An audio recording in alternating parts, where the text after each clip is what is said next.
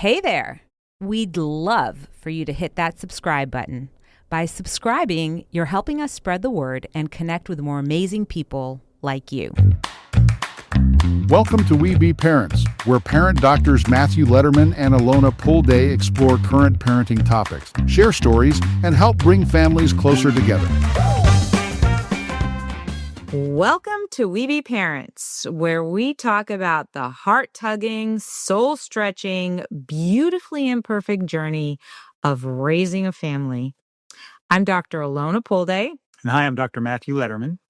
And today we're going to be talking about something that too many parents carry quietly, the exhaustion that comes from trying to do it all for everyone all the time. If you've ever felt like your life has been hijacked by your child's schedule, yes, indeed we have. I'm sure that's every one of us. Or wondered who you even are underneath all the pickups, preparations, and performances, you are in the right place. Oh, and before we jump into all that juicy stuff, please don't forget to subscribe. Every time somebody does that, you help us get out there even more, and we're so excited to spread the word. So thank you so much if you're willing to do that. So, Matt, how are you doing today?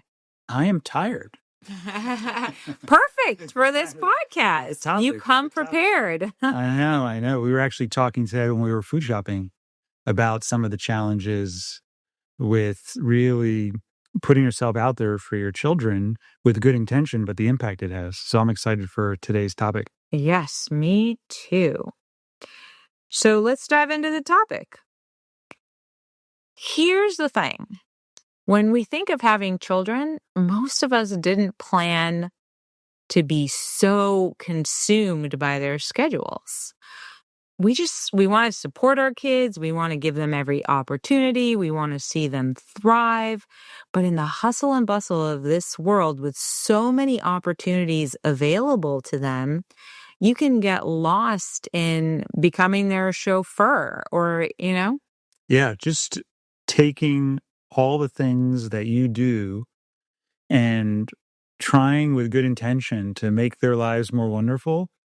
But I find that their requests, they can seem reasonable, and therefore I have a hard time saying no. But then what creeps in is sometimes a little bit of resentment or exhaustion that then turns into like a harsh tone or an unnecessary criticism, as if there's such a thing as a necessary criticism. But that's that balance. Like, how do you navigate all of that? Yeah. And that's what we're going to talk about today. What is really the cost when parenting becomes about trying to do everything? Why the guilt we carry is completely misplaced, and how to start shifting the culture, not just in our homes, but in ourselves. We'll introduce a new take on our ARA tool, one that doesn't give you more to do, but more space to be. Yes, I'm excited by this tool. And I think the focus of the topic is that we're more maxed than ever. We're balancing jobs, we're balancing family obligations, the whirlwind of extracurriculars, and it just has a cost. We're doing pickups and drop-offs and snack runs and costume sewing and uniform washing, game day cheering. I mean, it's just this barrage of stuff that we're doing for our kids. And it's not that I sometimes feel guilty feeling overwhelmed by that, even saying that list and having the, shouldn't I be like more excited and, take one for the team and a good parent, this whole idea of a good parent, the easiest way to make yourself miserable is think there's such a thing as a good parent and compare yourself to that image. So, and then wondering why I feel burnt out and resentful and disconnected, not only from the children, but it has a cost to you and me. Yeah, for sure. And I think the world has also gotten much bigger. When I remember when we were kids, if we got to do one extracurricular activity that wasn't go outside and play with the neighbors, it was a really big deal. And we were really excited when my parents signed us up for piano. And then when we were kind of done with piano, we went to karate. And then when we were kind of done with karate, we moved on. But nowadays there are so many opportunities and kids are into so many different things, which is a celebration, right? That they have all these interests and that all these extracurricular activities are available to them. But at the same time, the pressure on the parents to then be able to allow that, have that come to fruition, have that be a reality, it's a big load. Yeah. Yeah. It really is. It's tough. And also as kids, at least when I was younger, I remember, like you said, going out playing football, basketball, baseball, running around. And now it's got to be bigger, better, more exciting. All of that has to happen in a league or in a group or in a club or I know. yeah. If I wanted to be on a league as a kid, my mom said, call more friends. Yes, It was, exactly. Exactly. Write a number on your undershirt. And that was what I got. Right. And then you get into a world where, kids are thinking about college and how are they going to be a competitive candidate and what else do they have to add to their plate and who's taking the responsibility to make all of this happen is you, the parent. Right. It's just a lot. It is. And it's not just about being busy. It's about our worth. I think that's one of the challenges, is that our worth is being tied to being able to do it all. And our worth as a parent, being everywhere, never missing a moment. And it just causes all these problems. It causes all these challenges, the exhausted parent syndrome, which I like. We put these together, pouring from an empty cup and calling it love. Most of us running a marathon at a sprinter's pace is just not sustainable. Yeah. And then we wonder why we're so tired and what that cost is. We don't connect the cost. You mentioned one of them, which is the dynamics in a relationship that become transactional, that become about getting things done, not about enjoying each other's company. Yeah. And the guilt factor, equating saying no to opportunities as if we're failing our children somehow. The pressure to give them everything overrides our own needs. And again, not sustainable. And then there's some of the parents who become part of their kids' activity. They're, all in. They're the soccer mom or the baseball dad or the drama parent, really defining almost their identity through their children and their children's activity. And then the never-ending hustle. Even if we see the problem, it feels impossible to get off this hamster wheel, because parenting in this culture is more. More is better. What's for you personally? What do you identify out of that list? I think the exhausted parent syndrome. We get to the weekend and we've had a busy week. The kids have been shuffled back and forth from school. And our school happens to be a significant commute because that is, again, the children are very interested in arts and creative learning. And so this school happens to be a distance. And so doing that and then any extracurricular activities after that, getting them to drama, getting them to dance, supporting a doctor's appointment here, a dentist appointment there, an eye appointment here, and the week just goes by so fast. The weekend is like, oh, I'm going to get to rest. But no, I'm not going to get to rest. Now I have to take them to whatever extracurricular activities they have. And then there's a sleepover or a hangout and so the me time and the us time is really sacrificed. Yeah. And I've noticed even our time at night where you and I will hang out and we have this protected time, even the kids sometimes are shocked that we'll say, okay, we're having, mom and dad alone time. And they're like, what do you mean? We're not invited. We come? Can we come too? One time I wanted to brush my teeth without children and they were like offended. And they're like, I just want quiet. I want to brush my teeth. I don't want anybody asking me questions. I don't want any, and it's not personal. I love you guys. And I just want quiet for the 4 minutes that I'm brushing my teeth. Yes. And that's where it gets hard.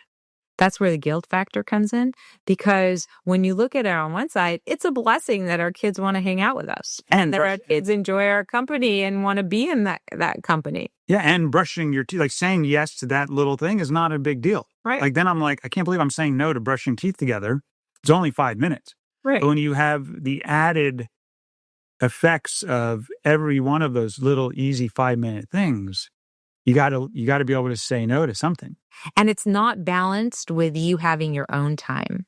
I think that's the biggest piece, is that it, on top of all of the other things that we're doing for them, all these little things, again, take away from me time or us time. I remember, last weekend we had a really busy weekend with a few, on top of their drama school and other stuff and sport stuff. And they had a couple of birthdays and a sleepover. And I remember after dropping both girls off, I came home and you actually were folding laundry and excited about doing that in this quiet space. And it was very poignant, how you were talking about how much you enjoyed just having a little bit of time and a little bit of space for yourself. Yeah.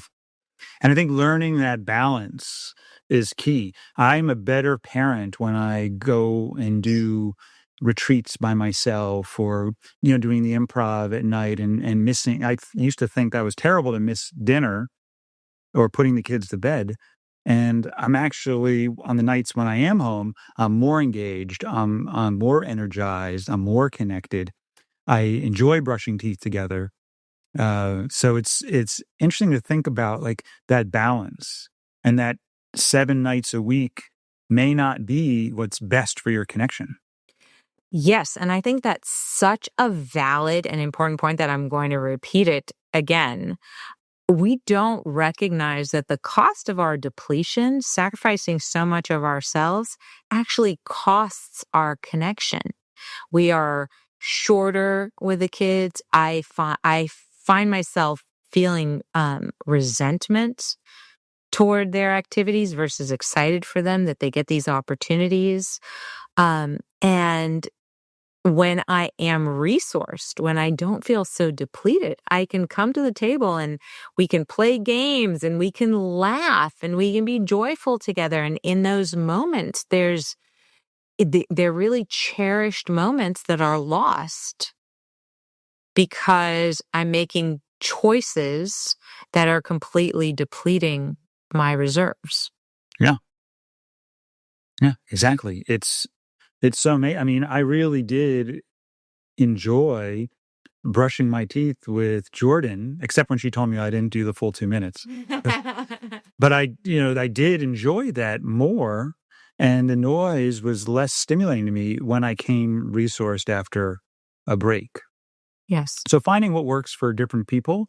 And in fact, she was actually right about the 2 minutes, because we went to the dentist together and he said Jordan had the best gums of all three, me, Kylie, and Jordan.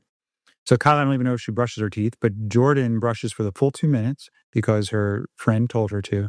And now I do it for 2 minutes because I want to have good gums as well.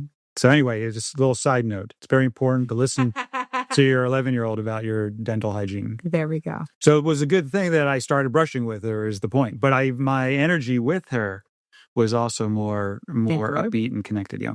Yeah.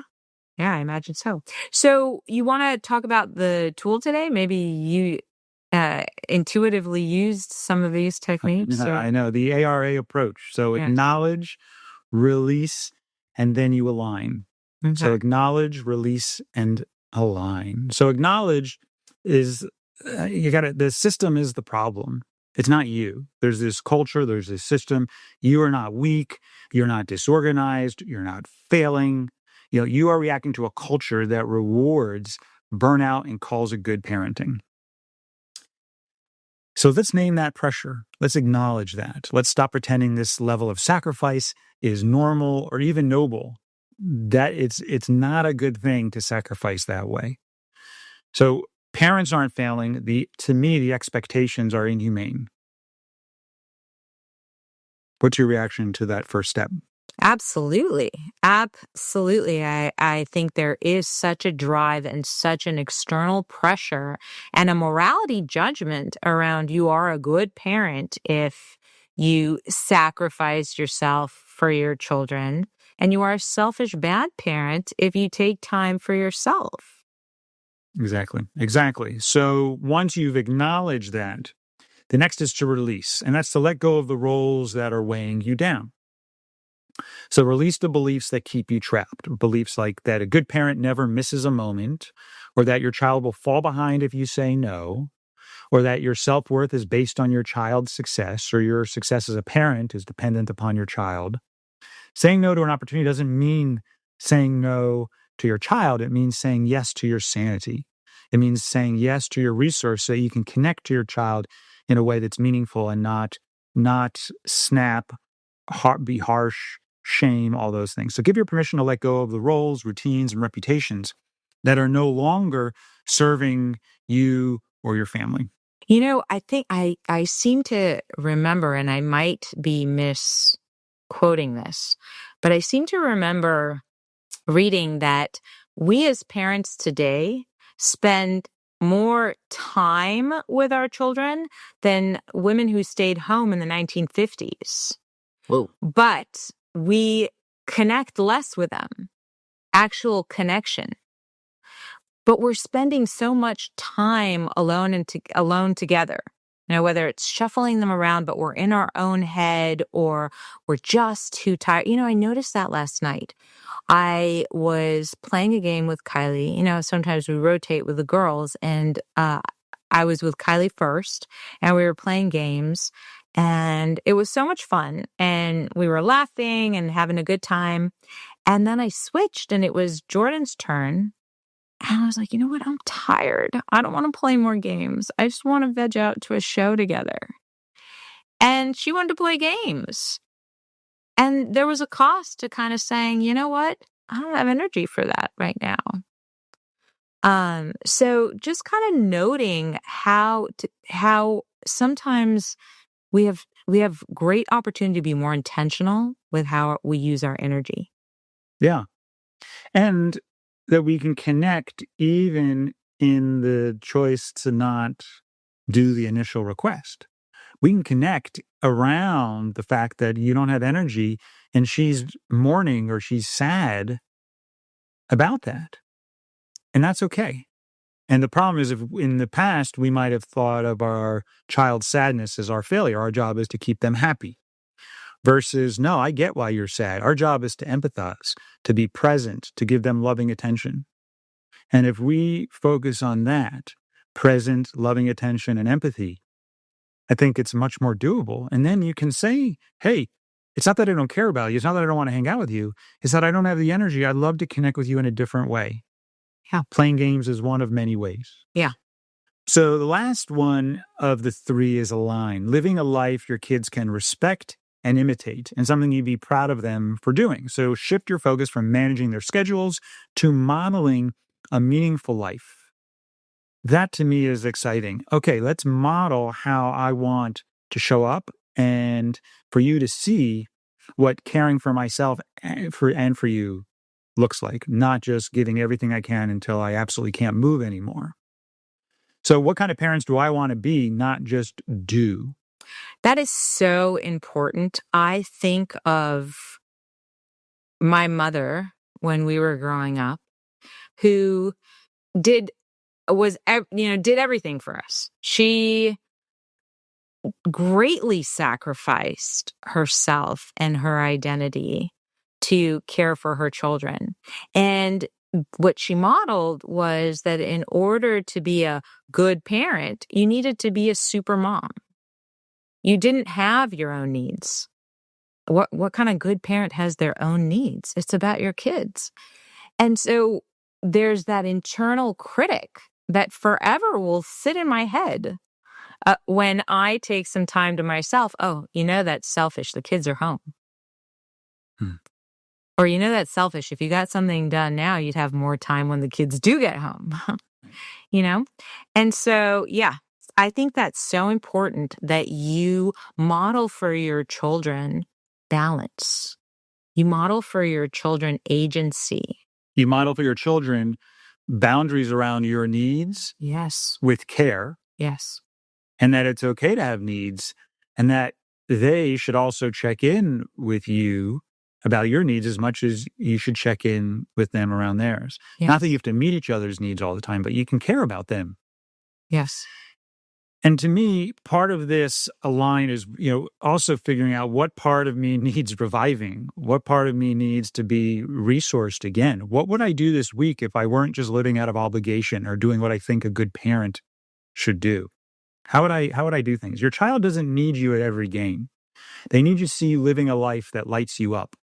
And my guess is every child, if you ask them, be at every game, mom or dad, but be, run down and short-tempered, or be at every other game and be fully resourced and excited to be there and connected and present and with calm, patient, loving energy at all times.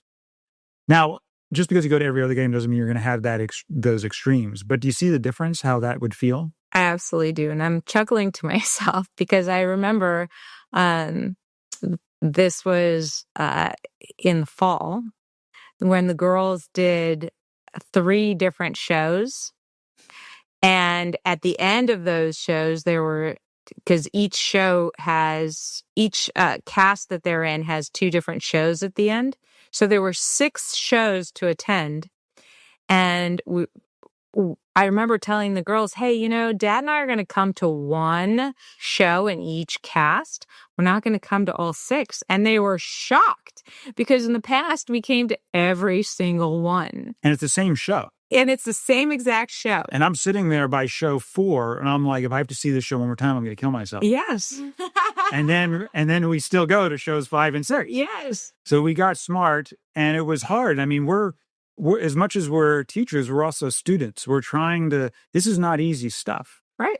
Especially when you have inner critics like I have and you have. Oh, wait. So the story gets better. Oh. So then, first the girls were a little bit shocked, but we got to a good place after, a conversation around why we're going to see 3, not all 6, and or 1 of each. I told my mother, oh, we're only going to go see 1 of each. What? I'll go see the other ones. And she saw all 6. And so, yes. So the inner critic is loud. Yeah. And then your mom is modeling something that your inner critic will point to and say, why aren't you more like her? Oh, yeah.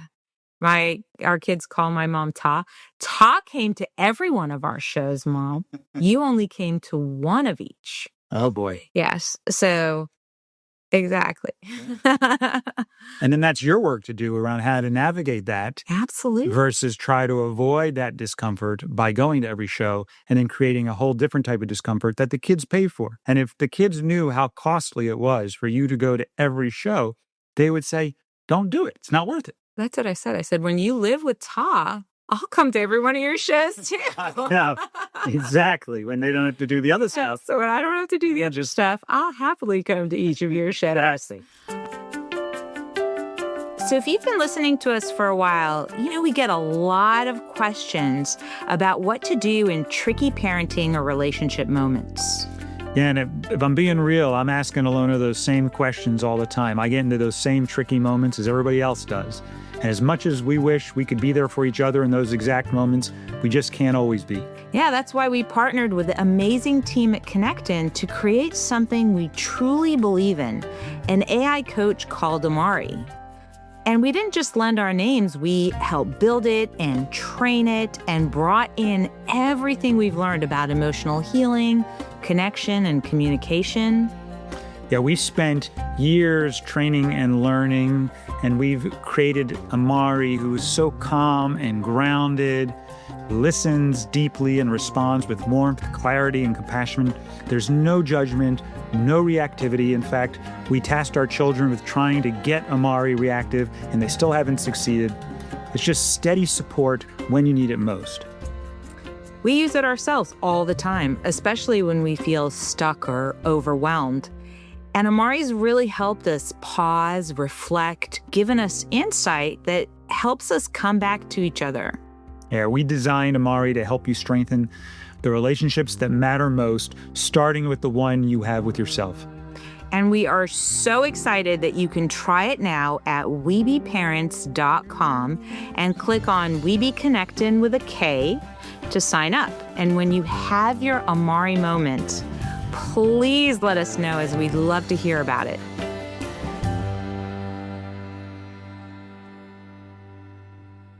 So I just kind of want to go over that again. So it's acknowledge, it's recognize that we're living in a society that validates and supports and encourages burnout and productivity and efficiency and multitasking. And so it is not you that is falling short. It's a system that has fallen short. Release, letting go of the traditional roles or the traditional judgments around roles. A parent needs to be there at all times. And align, live a life that your kids, model a life that your kids can respect and That you want them to imitate. yeah, and imitate. Exactly. So there's small steps, because I think a lot of people will listen to this and say, yeah, it makes sense, but how do I actually do this? And here's a few things that people can try, which is say no once. Just give it a shot. You're not going to completely damage. If this doesn't work for you, you can always go back to doing all 6 shows. Say one tournament, one late night project, one of your shoulds. Just say no and see how it feels. See what happens. And even if the no is uncomfortable, get expansive. After my mom saw those 6 shows, she understood why I don't want to go see 6 shows. And so now each of their, once the cast has the show, they have 2 of the same performances. My mom goes to the earlier one and we go to the later one. So we got to say no, but the yes in that was, oh, and Todd's going to come to the first one. So there will be someone supporting you. So getting creative, partnering with, if you're on a sports team, with another parent and saying, hey, I'll take this game and root for my kids and yours, and you take the next one and do the same for us. Exactly. And then also when you're saying no, we share the yes behind the no, which is, it's not that I don't care about you. And so it's easy to say no, or it's easy for someone to hear a no when they receive your care with that. So if they get your care and they get the yes behind the no, which is basically, what am I need in my meeting by not doing what you just asked? All of a sudden, it makes it much easier to swallow. Yes. Here's another thing you can try, which is claim 1 hour. Block 1 hour for yourself with no guilt and just give it a shot. Protect it like it's an event for your child, because we're good at protecting other people, particularly our children. But when it comes to self-care, we don't hold those appointments as firmly. And I'm going to add the caveat to that hour is technology free. It's not you sifting through your phone or checking your emails or doing more work or folding laundry. Exactly. It's time where you do something that you truly enjoy. Get outside, do something creative, do something that lights you up. Yeah. So say no once, claim 1 hour, change the conversation is number 3, which is on the next car ride, ask your child who they are becoming, not just what they're doing. Really get to their values, their needs, connect to them so that they start learning this new way of connecting to how we show up.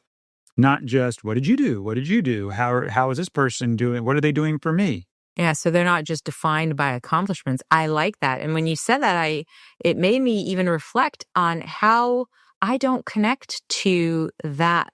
But yes, that narrative is very prominent in my thinking. You are defined by what you do, not who you are. Yeah. Number 4 would be plan a partner pause. Put one thing on the calendar that nurtures your relationship. Yes. So important. And it's not just about getting together and coordinating carpool. It's about doing something meaningful. And it's not about just time together. It's about connection time. What comes up for you around connection time and some things that we do? definitely something that I think is important. And I think it's not only important for us, that's an important piece to model to the kids as well.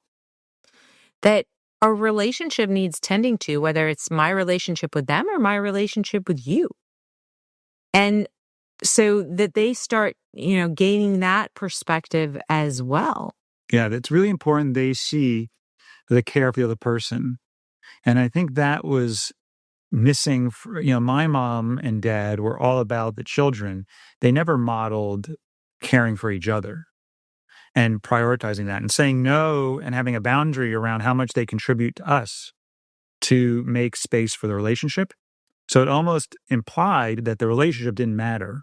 Mm-hmm. And you want the kids to see how much that relationship matters, not only because of your relationship and the importance of that, but when they have relationships, you want them to model the same. Yeah.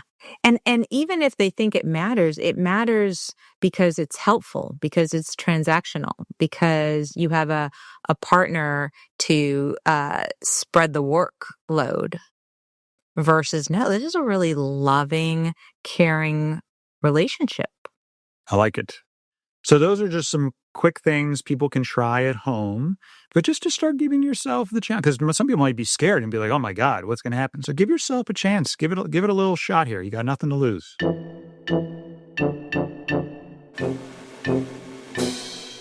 No skills to pro skills.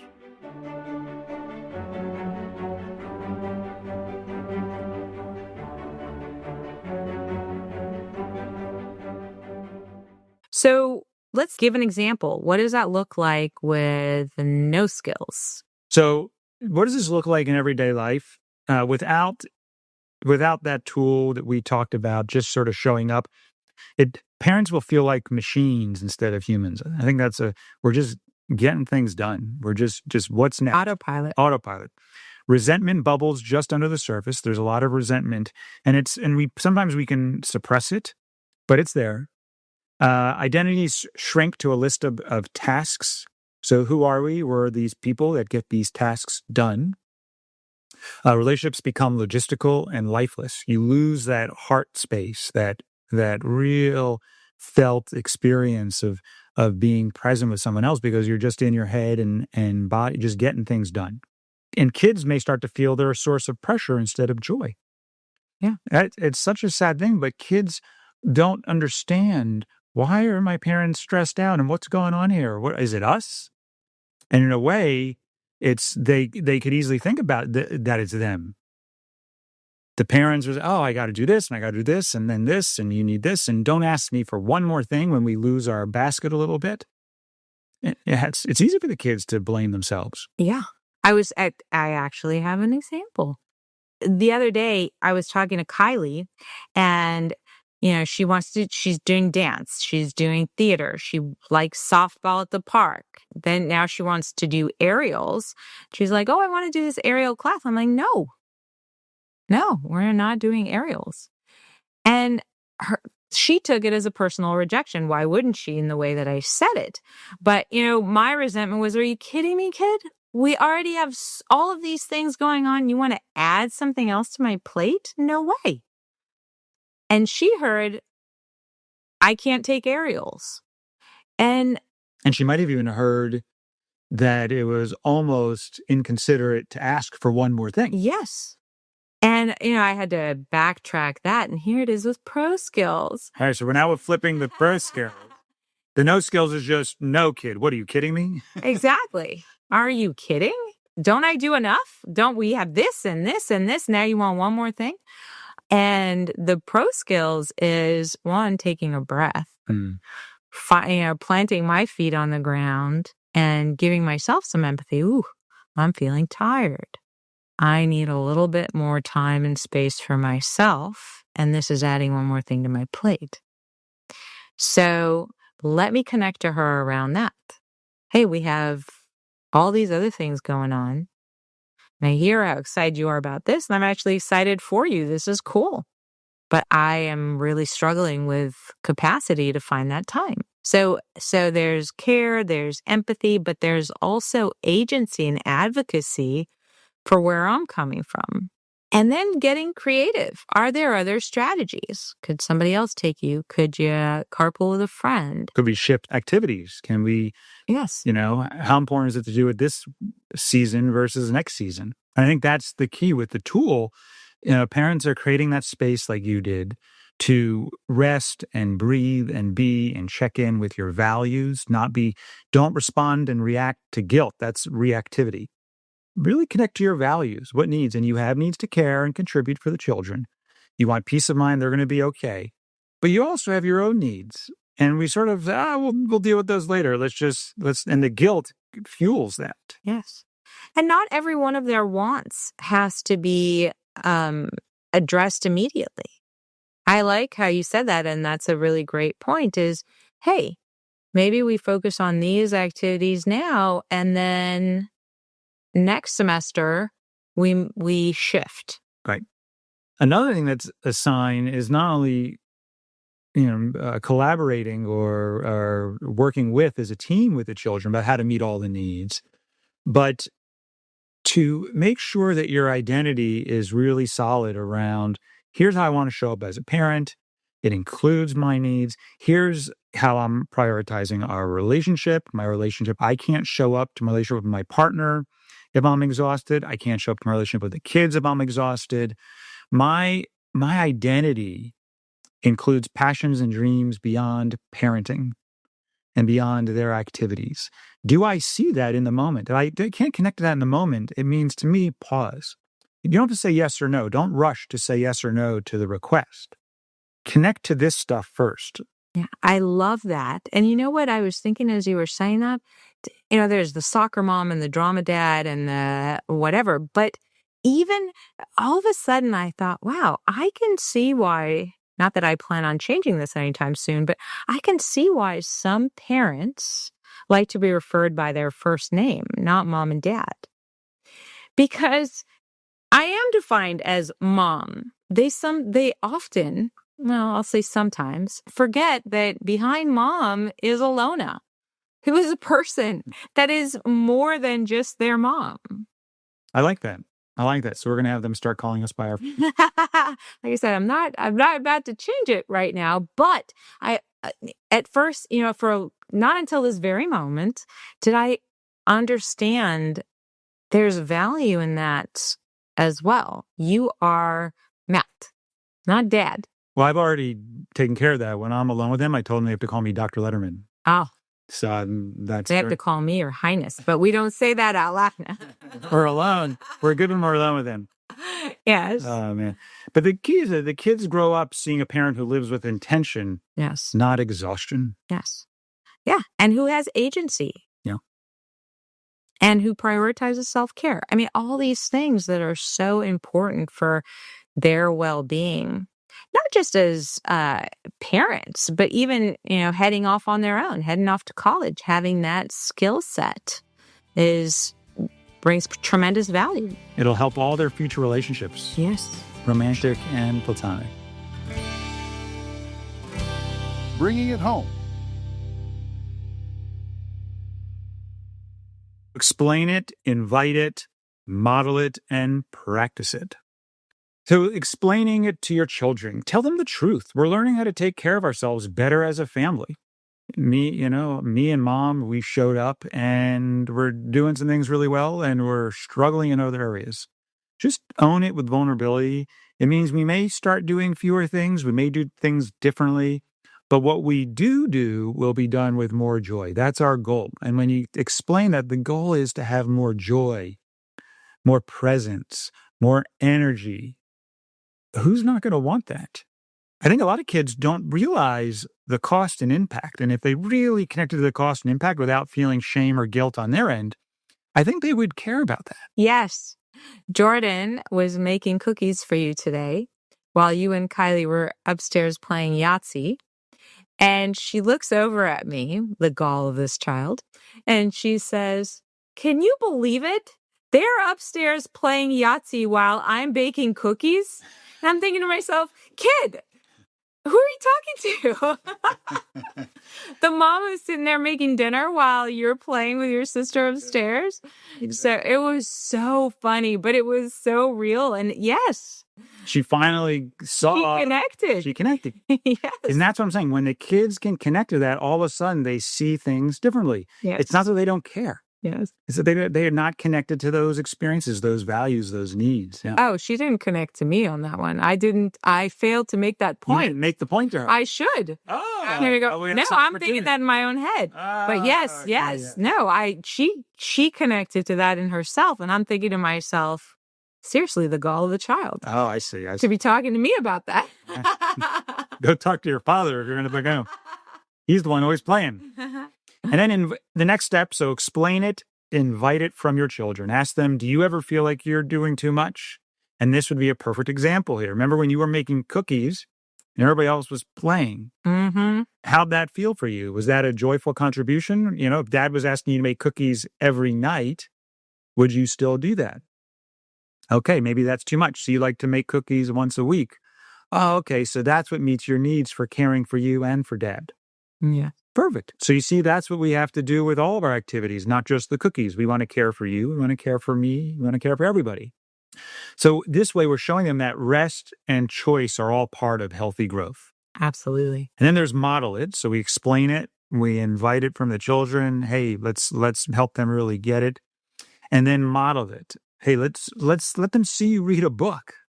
Let them see you go for a walk or say no to something with a lot of care and consideration. Without an apology, though. It's not, oh, I'm so sorry, I just can't. A lot of times people are okay saying no if they are depleted where they say, I physically can't. It's not their choice to say no. Mm-hmm. They can't do it. They would if they could. No.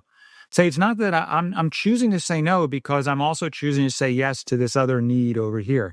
That's sharing the yes behind the no. And then giving them the care and the compassion if they feel disappointed or sad. That's okay.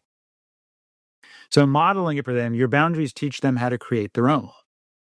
And then That's a really big, a big point to make, is that maintaining boundaries will be upsetting to people, especially when they're not used to having those boundaries. And your job as a parent is not to keep your kids happy.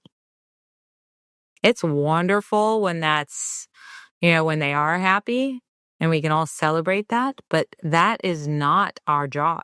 Exactly. It's not our job. So then we're going to practice it. We're going to get clear about this intention. We're going to get clear on how we're going to communicate, and we're going to practice it. Designate a nothing day once a month, for example. And that's, stay in pajamas, eat breakfast for dinner, let boredom happen. Oh my God, what are we going to do when we don't have something to do? Show that connection doesn't require performance. So really practice that experience of, hey, it's okay to not fill every minute, and mom and dad could do more, but they're choosing to do less because they're going to care for themselves or for their relationship. I love that. So explain it, invite it, model it, and practice it. Just one last thing. We're not meant to run on empty to prove our love for our children. And I think the best thing that we can do for our kids is model being alive, finding joy, really living our experience. I think modeling that happiness, that connection, that love, that joy, that's where it's at. Yeah. You need to see that. Yeah. Well, yay. Well, great. So thanks, everybody, for listening. We'd love for you to rate and review the podcast. That really helps us get the word out and supports us. Thank you for that. Please share your stories, your questions, your thoughts and comments. We just love hearing from everybody. You can email us at parents@webetogether.com. Thanks again for listening.